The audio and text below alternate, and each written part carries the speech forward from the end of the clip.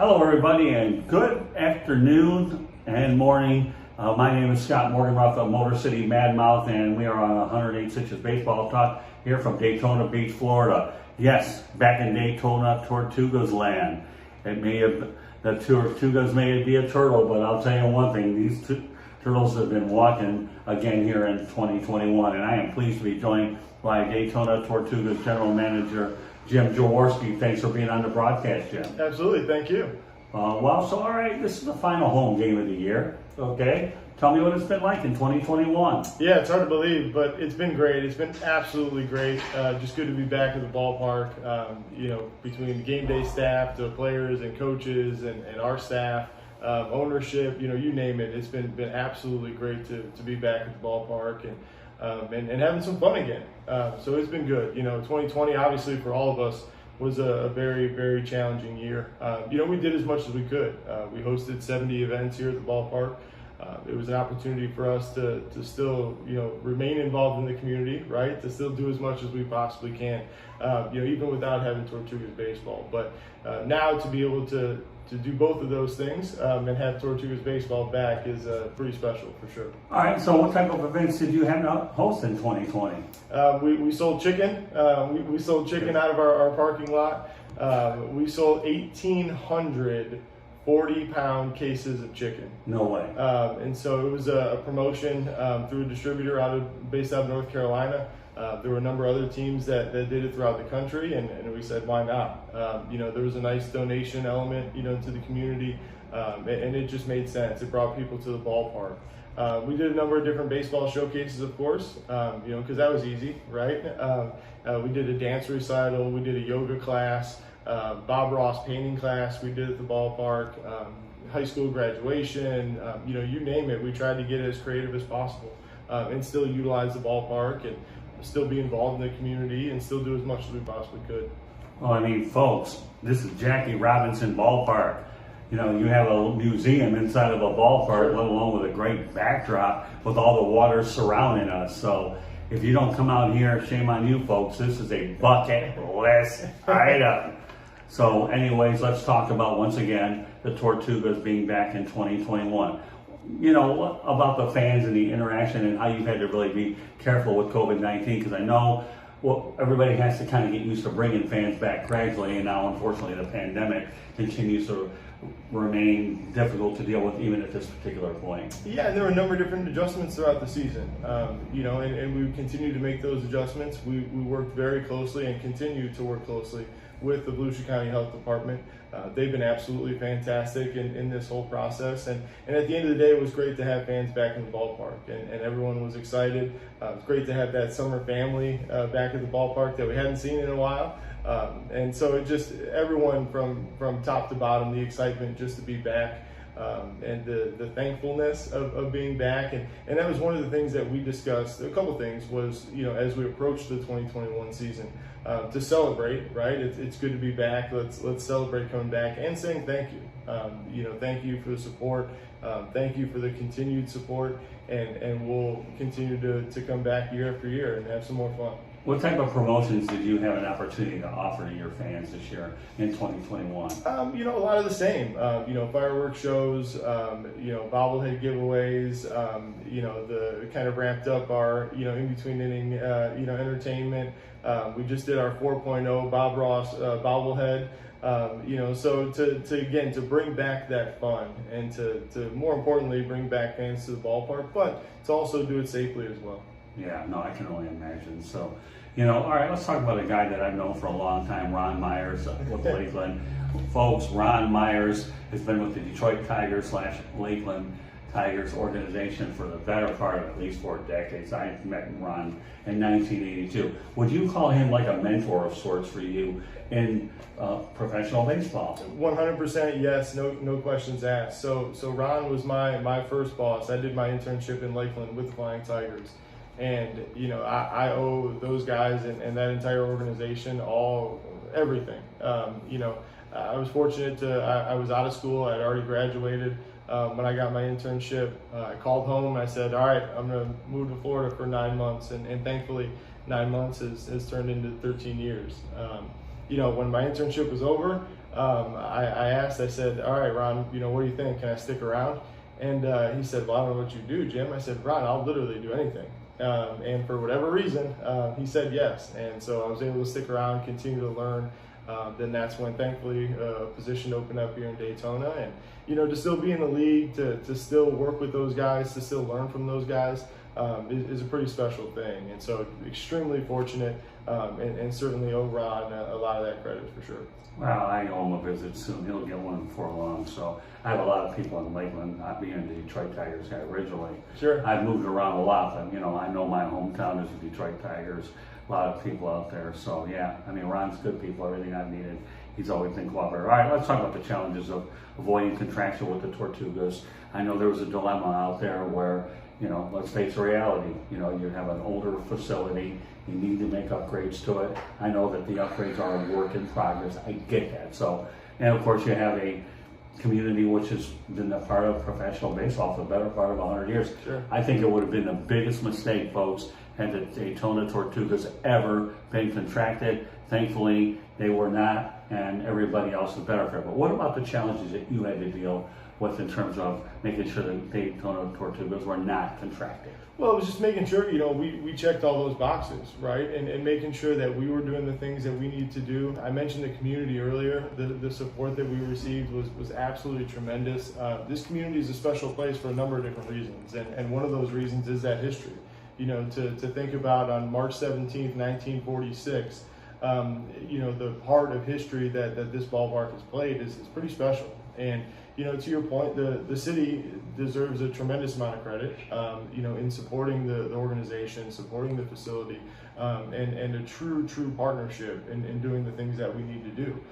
So that's what we did. And we continue to have those conversations, continue to find out what we needed to do and how we needed to continue to move forward. And, extremely excited about that opportunity and about that chance to continue to move forward and continue to have baseball here at Jackie Robinson Ballpark. It's funny. Yesterday I got a text message from a guy named Joe, and he actually does some football stuff with me. So I told him I'm here in Daytona for the weekend. Oh, you there for the race? Well, but then all of a sudden, that's what people think of with Daytona, with the race. How do you feel to be in the same city with the Daytona International Speedway with racing, that you guys blend with arguably the biggest NASCAR community in the country? Yeah, and it's great. And again, talk about partnerships, to have a great partnership with them and we're all in this together, right? And so whatever we can do to continue to make this community a special place, then that's what we'll do. And to have an organization like that is absolutely tremendous. And a partnership that we certainly value and continue to build upon as well. So yeah, it's absolutely tremendous. And what they're able to do, and you talk about a stadium, you talk about a wow factor. They certainly have that there over at the track as well. Tell me more about the partnership that the Tortugas have with the Daytona International Speedway. That's pretty interesting. Yeah, whether it's events, historically they would do a marathon and races over there, other than car races. So to work with them during that, a lot of the community initiatives with their NASCAR foundation, with our foundation, at the end of the day, we're all in this together. So whether it's us going over there to promote our games, them coming over here to promote what they have going on, the races, or Rockville, or whatever else they have going on over there. And it's a good partnership. Coming up here in November, we have Nitro Circus. So we feed pretty well off each other. And that's the way it should be. And that goes for all of us here in this community, but certainly over at the track as well. Yeah, I can't think of too many organizations around professional baseball that can actually feel that they have a first-class NASCAR track, and I mean first-class of tradition. Oh, yeah. Okay, Indianapolis might have Indianapolis with the Indy's Motor Speedway, but you guys are Daytona. I mean, my goodness, that's unbelievable. Well, and then that word history comes up again too, right? And, right. So the history that we have here, the history of racing, here in this area, right. A ton of history, to be proud of and to continue to tell those stories. Okay, let's talk about the Florida State League versus Low Class A. Both you and I are Florida State League guys through and through between. Let's make no secret. Florida State League has always been advanced Class A. Sure. Now you're dealing with a different breed of animal with low Class A. Some of the things that I've noticed, Jim, okay, more swings and misses. Again, they're younger. I get that. Longer games, I know that the numbers are between 255 and 310. Did a little bit of homework on that. And you also have some swings and misses. Again, you're talking about younger guys and lots of hits, Ks, and walks. You get a little bit of everything. So why don't you go ahead and just give me your observations on some of the 4 points that I just mentioned. Yeah, to me, I think the biggest thing is, we talked about us not having a season last year. Well, those guys didn't have a season either, right? So, I think that has a lot to do with it, getting back into the game and into the swing of things, literally. Right. You can work out as much as you want, you can throw as much as you want, you can hit, whatever the case may be, but, it's still not the real thing. And so I think, especially early on, it was getting back into the swing of things, and now started to get into that rhythm and into that routine. I think, the guys are, still ready to move up to the next level and to be a part of that process and to do what they need to do to accomplish, their goals and what they want to do in their careers. And it's exciting stuff. The team has been absolutely great. The coaches have been absolutely great. All the staff and everything else. And just ready to get back at it and looking forward to 2022 for sure. When you talk about the off-the-field challenges, you're talking about 19-year-olds first time out of the chute. Not the case in the Florida State League level. Therefore, what I'm referring to is maturity level. Let's not kid yourself. There's no doubt that there's certainly a difference in maturity level now than there was before. Well, and being fortunate to be with the Reds organization now for 7 years, they're absolutely fantastic. And the guys have been fantastic. And it's our responsibility here from an organization to make sure that those guys have what they need. And if that means, transportation, if it means, housing, whatever the case may be, that's part of our responsibility here to make sure that those things are provided, to make sure that those resources are there. And so they've been absolutely fantastic, and been really a pleasure to work with, because there's been a lot of challenges this year, right? And so to continue to make those adjustments, and at the end of the day, the goal was to continue to play baseball and continue to do that safely, and fortunately that's what we've been able to do. Well, you bring up a lot of key points because obviously these young guys need more support, accommodations, meals, and you deal with functionality issues. Those are the type of things everybody has to deal with, but when you're dealing with a younger prospect, it's certainly those are things that have to be taken into consideration. Absolutely, and it's all part of that process, right? And that goes for all of us. Right. all part of that process, and continuing to learn, continuing to get better, and doing the things that we need to do, and that goes for all of us.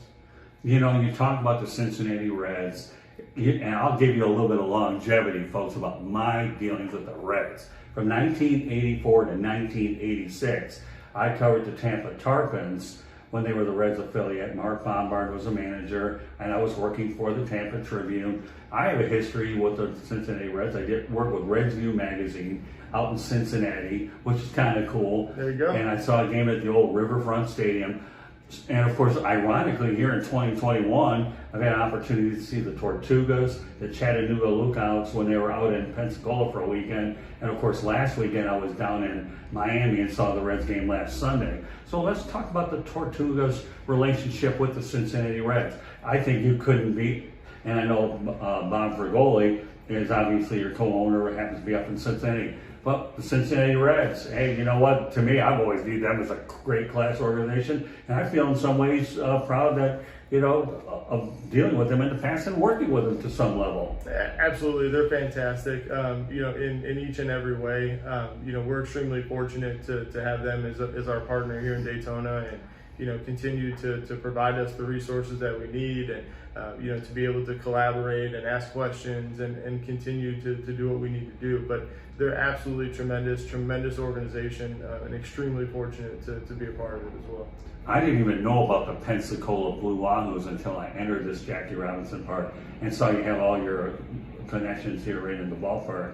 At the time, I know that Pensacola Blue Wahoos at one point were the AA affiliate, if I understand correctly. Yep. And then you guys are the Class A affiliate. And then I actually wrote a story when the Tampa Tarpons with the Yankees were playing, and then I saw the Yankees Reds. So you want to talk about the bit of ironies that surround this whole thing with the Reds is just truly remarkable. So So tell me, Jim, could you see in the future another minor league level added? Because let's face it, 4, is it enough? Or, because I know we're dealing with a lot of independent leagues, and you kind of wonder about the playing in those. I know they try to bring down the number by 40 teams, but you never know. Because then when you take that situation, and then you talk about the fact that some people are complaining that the prospects aren't as good as they are, and the draft was reduced to 20 rounds, that's all a domino effect, isn't it? It is, and for me, it's about growing the game of baseball, period. Right? And that's where I see our responsibility on the baseball side is, to bring baseball back, to introduce baseball to kids, to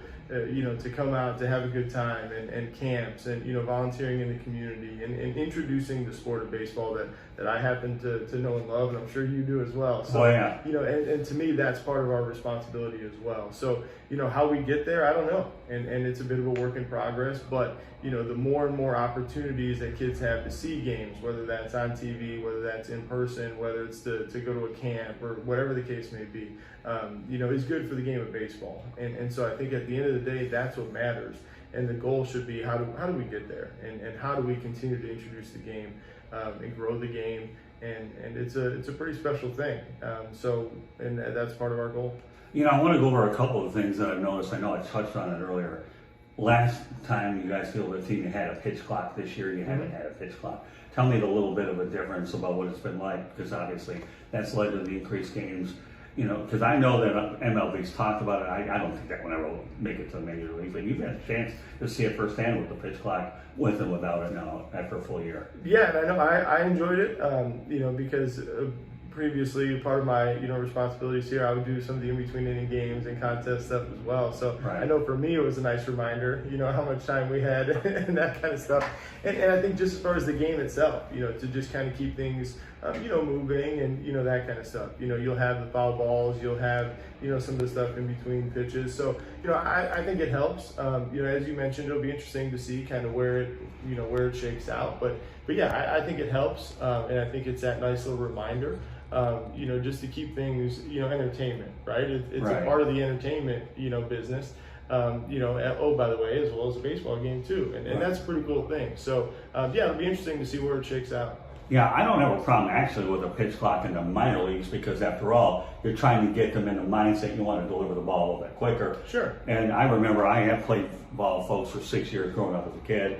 I've been around it in sports media for the better part of 40 years, been covering baseball probably longer than any other sport. So, and I get that, the no pitch clocks, I don't have a problem with 7 inning doubleheaders, especially in the minor leagues. But then there's certain rules that don't translate into the majors, like the man on second. I know they're going to do without that. I once went on public radio and said, "Why are you messing with a good game, Rob Manfred? Why? Baseball is a good game. I understand certain things that the minor leagues tend to be an experimental ground lots of times to try different things out. I get it. And you guys are in the entertainment business, and you guys will bring on the extra purist that doesn't care. They just want to see young guys working hard to achieve their goal." Well, to me, that's the great part of it, and because it's very much about the game of baseball. It's very much about the entertainment, and it's that balance. Right. And when guys are here with us, and they move on to that next step in their career, well, that's a good thing, and that's the way that process should work. So now our fan base, follows guys who maybe they're with the Reds, maybe they're not with the Reds, right. And continue to follow them in their careers, and it's a part of that process, and it's a pretty cool part of that process.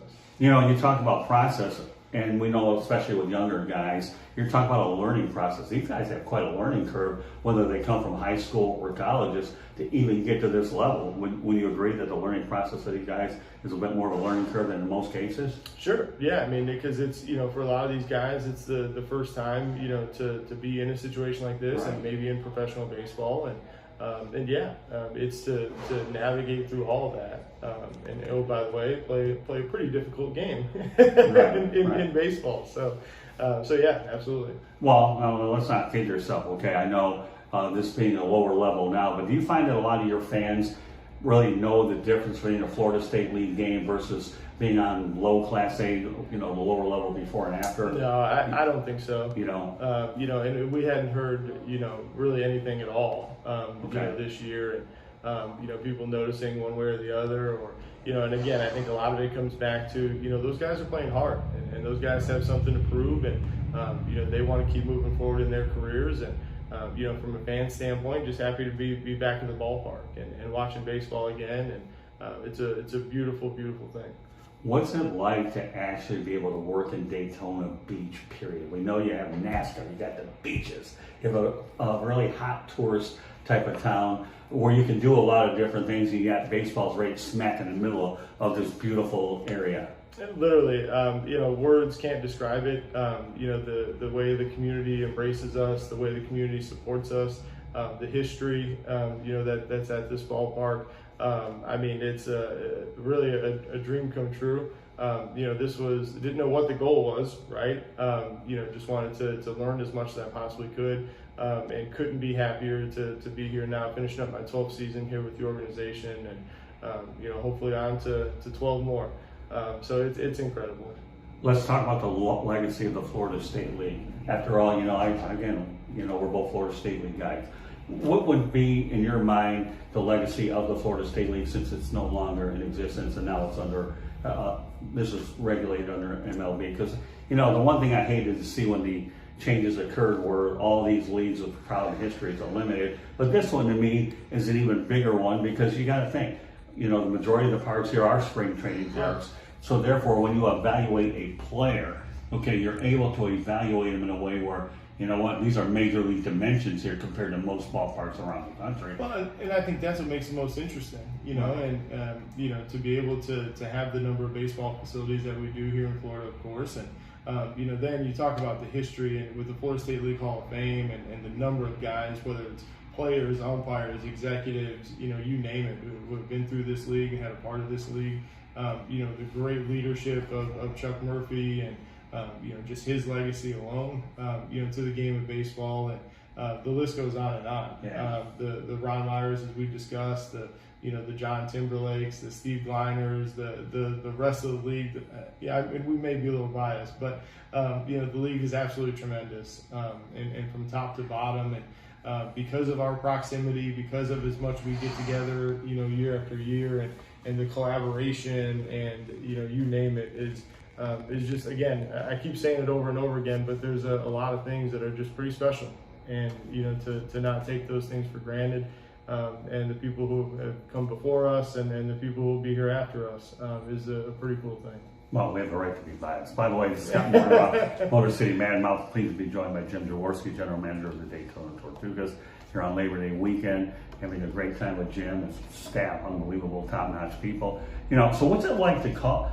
How do you feel when you can go to work and say Jackie Robinson Ballpark is a place that I go to work? Because, folks, this is just such an iconic thing. Jackie Robinson, to me, is Major League Baseball. There aren't many players that have their number retired across Major League Baseball, yet you have a museum in the ballpark, and you can obviously build on the fact that, he is arguably the most unbelievable baseball icon on the planet, but yet you call Jackie Robinson Ballpark. Jim, your workplace.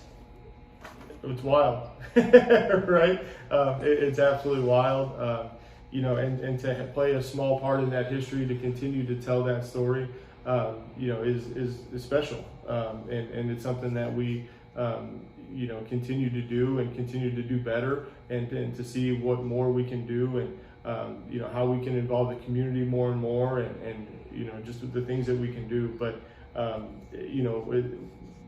just speechless, really, and it's absolutely special, and it's a perfect thing. As we wrap up this conversation, Jim, is there anything out there that you want folks in baseball to know about your operation, the Tortugas, and just anything that you just put out there that you feel that might bring on more interest to come here, and just a general climate that you have that would motivate people to want to take this track here? Well, and you said it. I mean, it's one of those things that you just need to see, and that history, because not a lot of people know about that history. And of course everyone when we broke the color barrier in Major League Baseball, and yeah, absolutely. But just like all these guys, there was a start somewhere else, and to have that piece of history here in Daytona Beach. And yeah, to come by, to check out the ballpark, to continue to reach out if you have any questions, or you're in the area and you want to come see the ballpark, or you just want to talk baseball, right? And talk promotions, and because that's what it's about. And that's another thing with this league that's pretty special. To pick up the phone, to be able to have those conversations, to collaborate, and for all of us just to continue to get better, to grow the game of baseball, and oh, by the way, to have fun doing it too. And so those things are what I enjoy most about doing what I do, is that I'm able to do all those things, and it's a pretty cool thing. Well, let's face the reality, folks. The ballpark's only about a half a mile from the beach. Yeah. Right. So, you can actually walk there, okay, from the beach to the ballpark. Lots of water around there. You can go ahead. It's pretty well protected, too, even underneath the bleachers. They have fans and things. And it's a very nice atmosphere. I realize, the last couple of years have been tough because you had to deal with a lot of changes because once again, you had to go from Florida State League to a different level of baseball. We realize there are differences in play a little bit in maturity levels, but baseball is baseball nevertheless. I don't mean to be dwelling on it, but there is a difference, but it doesn't matter. You know what? You've got to start someplace anyways, and the average individual doesn't know a lot about that because the one thing that remains consistent throughout the whole thing is professional baseball players are hungry to get their dream. And that's all there is to it. I don't care whether Class A, Double A, Triple A, they're hungry to get to the bottom line. Not only to become a major league player, but they do get paid a little bit more as you advance as well. So meanwhile, it's been a pleasure having the opportunity to speak with General Manager Jim Jaworski of the Daytona Beach Tortugas. And what can I tell you, Jim? It's been great being a part of this, and I'm looking forward to another beautiful afternoon, Labor Day weekend 2021 with the Daytona Tortugas. So, Jim, what can I tell you? Keep up the good work here, and we look forward to spending more time with you down the road. Thank you for being on 108 Stitches Baseball Talk, Jim. Thank you.